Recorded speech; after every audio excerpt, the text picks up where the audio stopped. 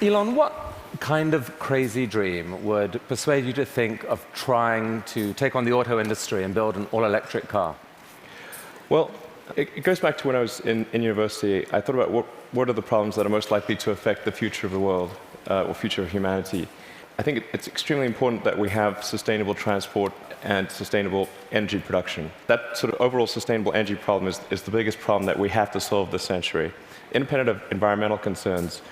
In fact, even if producing CO2 is good for the environment, given that we're going to run out of hydrocarbons, we need to find some sustainable means of operating. But most of American electricity comes from burning fossil fuels. How can an electric car that plugs into that electricity help?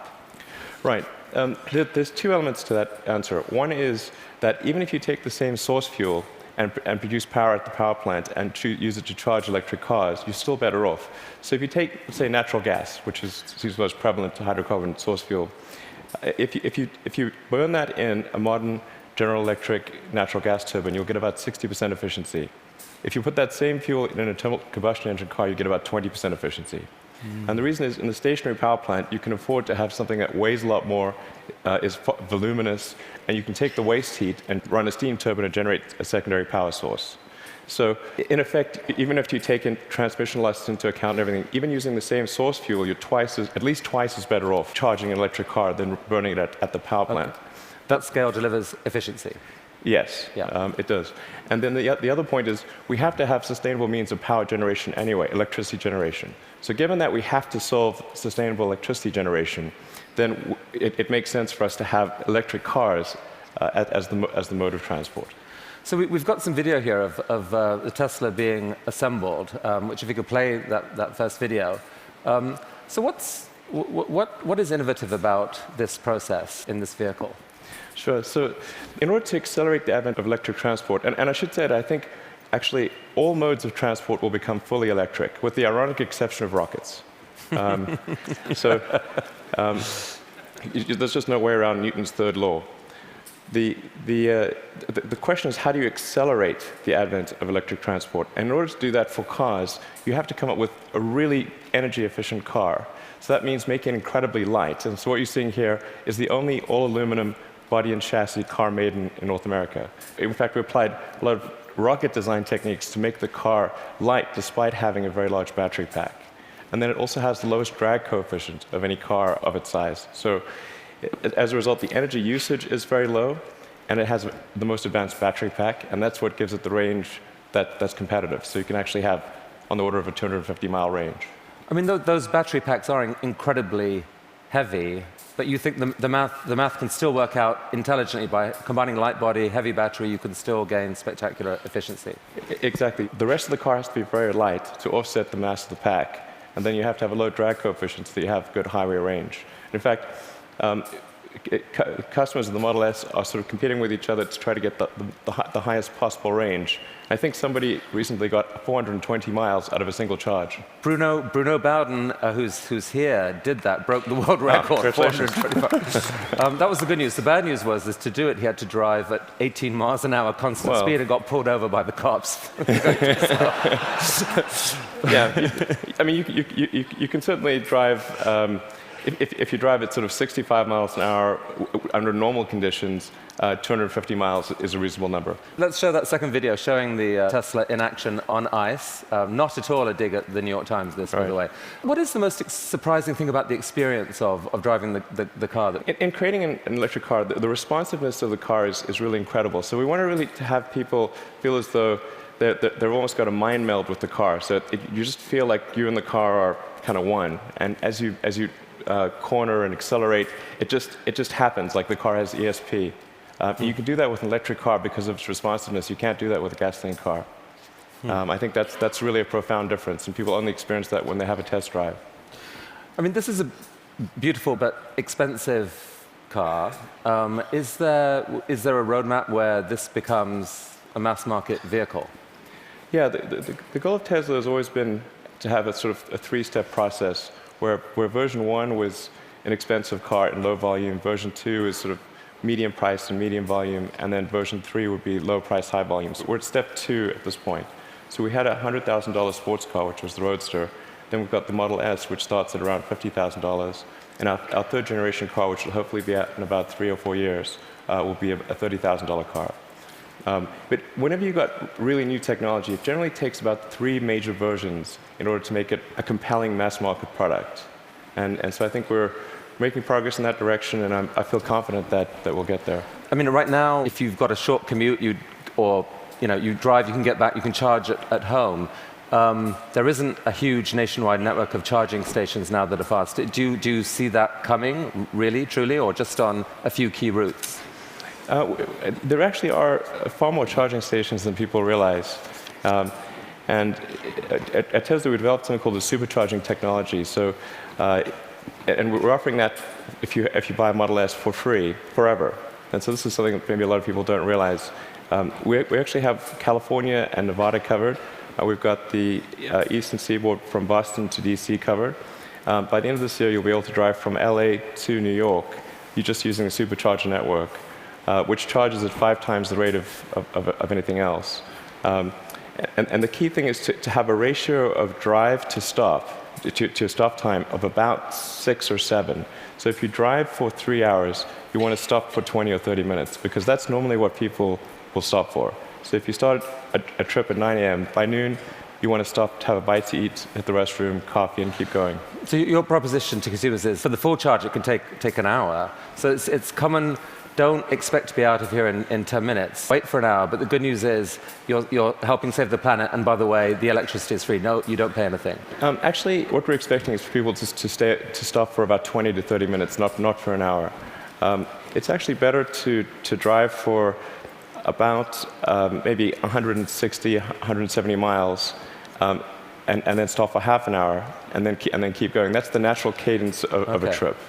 All right. So this is only one string to your energy bow. You've been working on this solar company, Solar City. What's unusual about that? Well, as I mentioned earlier, we have to have sustainable electricity production as well as consumption. So I'm quite confident that the primary means of power generation will be solar. I mean, it's really indirect fusion is what it is. We've got this giant fusion generator in the sky called the sun. And we just need to tap a little bit of that energy for purposes of human civilization. Most people know but don't realize they know is that the world is almost entirely solar-powered already. If the sun wasn't there, we'd be a frozen ice ball at 3 degrees Kelvin. And the sun powers the entire system of precipitation. The whole ecosystem is solar-powered. But in a gallon of gasoline, you have effectively thousands of years of sun power compressed into a small space. So it's hard to make the numbers work right now on solar and to remotely compete with, for example, natural gas, fracked natural gas. How are you going to build a business here? Well, I'm confident that solar will beat everything, hands down, including natural gas. How? It must, actually. If it doesn't, we're in deep trouble. But you're not selling solar panels to consumers. What are you doing? No, we actually are. You can buy a solar system, or you can lease a solar system. Most people choose to lease. And the thing about solar power is that it doesn't have any feedstock or operational costs. So once it's installed, it's just there. It works for decades. It'll work for probably a century. And this is so therefore the key thing to do is to get the cost of that initial installation low, and then get the cost of the financing low. So because that interest, those are the 2 factors that drive the cost of solar, and we've made huge progress in that direction.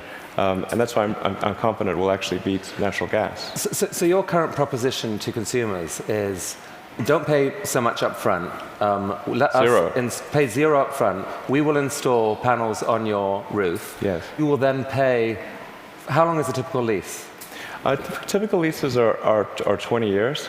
But the value proposition is, as you're sort of alluding to, quite straightforward. It's no money down, and your utility bill decreases. So Right. It's a pretty good deal. So that seems like a win for the consumer. No risk. You will pay less than you're paying now. And for you, the dream here then is that, I mean, who owns the electricity from those panels for the longer term? I mean, how do you, the company, benefit?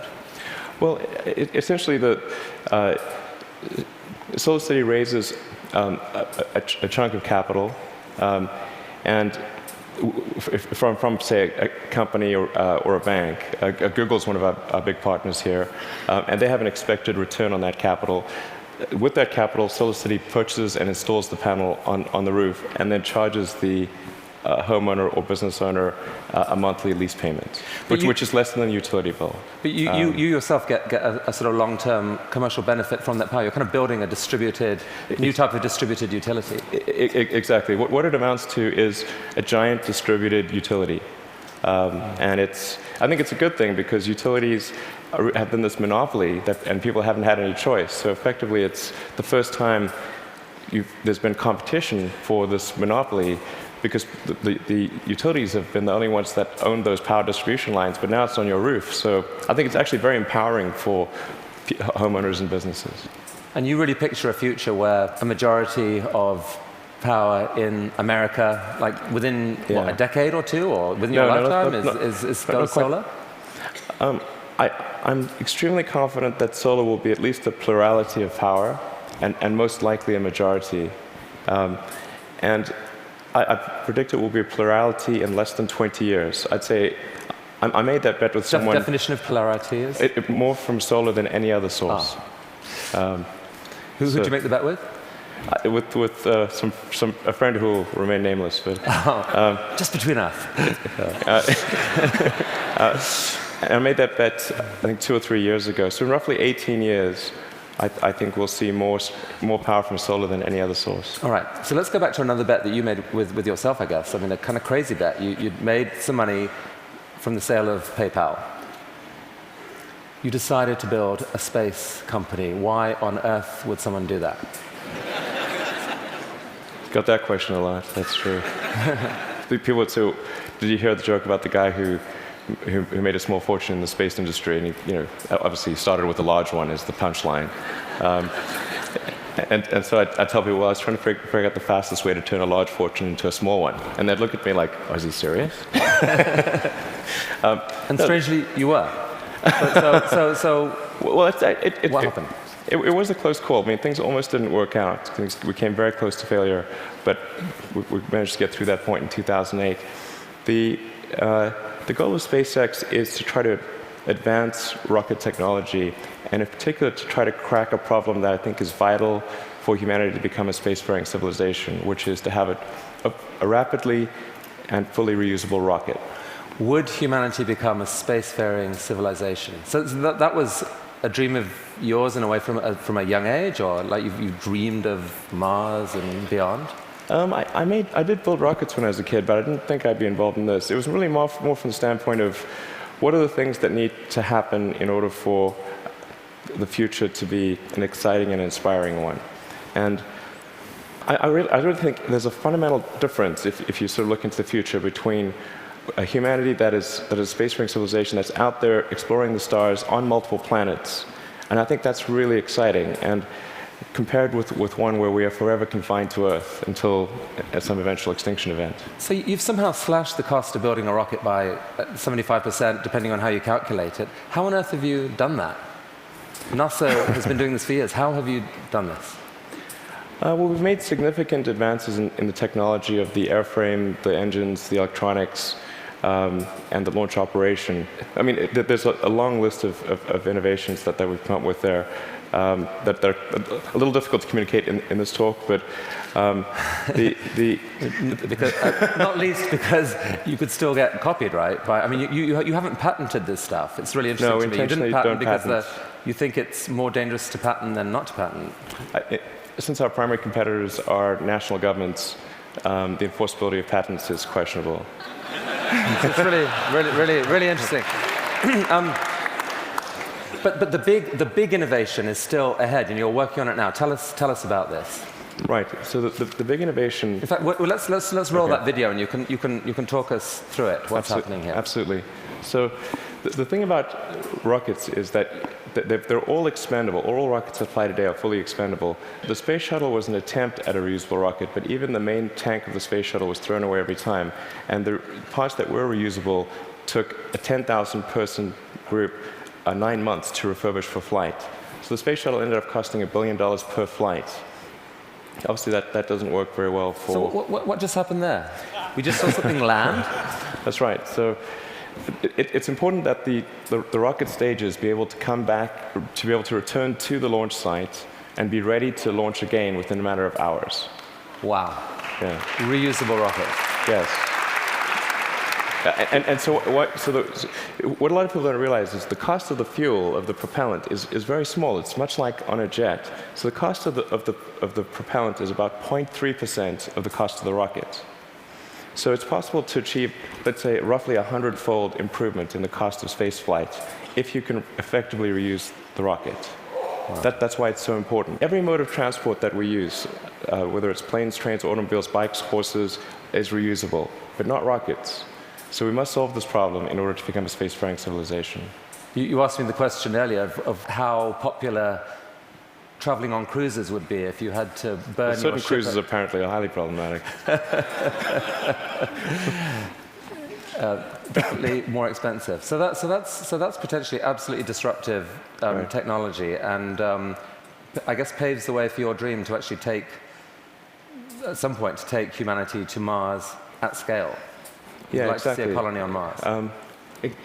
Yeah, exactly. SpaceX or some combination of companies and governments need to make progress in the direction of making life multiplanetary, of establishing a base on another planet, on Mars being the only realistic option, and then building that base up until we're a true multi-planet species. So progress on this, let's make it reusable. How is that going? That was just a simulation video we right. saw. How's it going?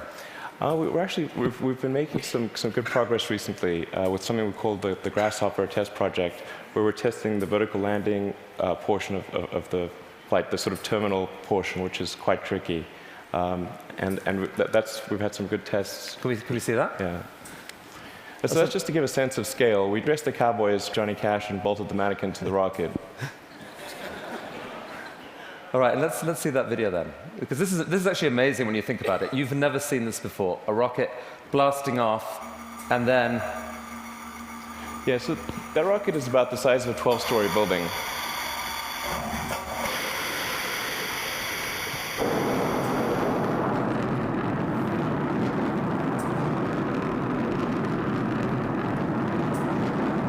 So now it's hovering at about 40 meters, and it's constantly adjusting the angle of the pitch and yaw of the main engine and maintaining roll with cold gas thrusters.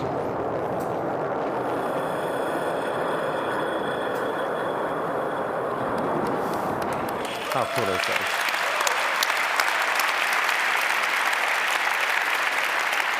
Elon, how have you done this? These projects are so, these PayPal, SolarCity, Tesla, SpaceX, they're so spectacularly different. They're such ambitious projects at scale. How on earth has one person been able to innovate in this way? What is it about you? I don't know, actually. I don't have a good answer for you. I work a lot. I mean, and a lot. Well, I have a theory. I have a theory. All right. My theory is that you have an ability to think at a system level of design that pull together design, technology, and business. So if TED was TBD, design, technology, business, into one package, synthesize it in a way that very few people can, and this is the critical thing, feel so damn confident in that click-together package that you take crazy risks. You bet your fortune on it, and you seem to have done that multiple times. I mean, almost no one can do that. Can we have some of that secret sauce? Can we put it into our education system? Can someone learn from you? It is truly amazing what you've done. Oh, thanks. Thank you. Well, I do think there's a good framework for thinking is physics. You know, the sort of first principles reasoning. I mean, generally, I think there are. What I mean by that is, boil things down to their fundamental truths and reason up from there, as opposed to reasoning by analogy. Through most of our life, we get through life by reasoning by analogy, which essentially means kind of copying what other people do with slight variations. And you have to do that, otherwise it's mentally, you wouldn't be able to get through the day. But when you want to do something new, you have to apply the physics approach. Physics has really sort of figured out how to discover new things that are counterintuitive, like quantum mechanics. It's really counterintuitive. So I think that's an important thing to do. And then also to really pay attention to negative feedback and solicit it, particularly from friends. This may sound like sort of simple advice, but it's hardly anyone does that, and it's incredibly helpful. Boys and girls watching, study physics. Learn from this man. Elon Musk, I wish we had all day, but thank you so much for coming to TED. Thank you. That was awesome. It was really, really cool. Look at that. Just think about it. That was fantastic. Thank you so much.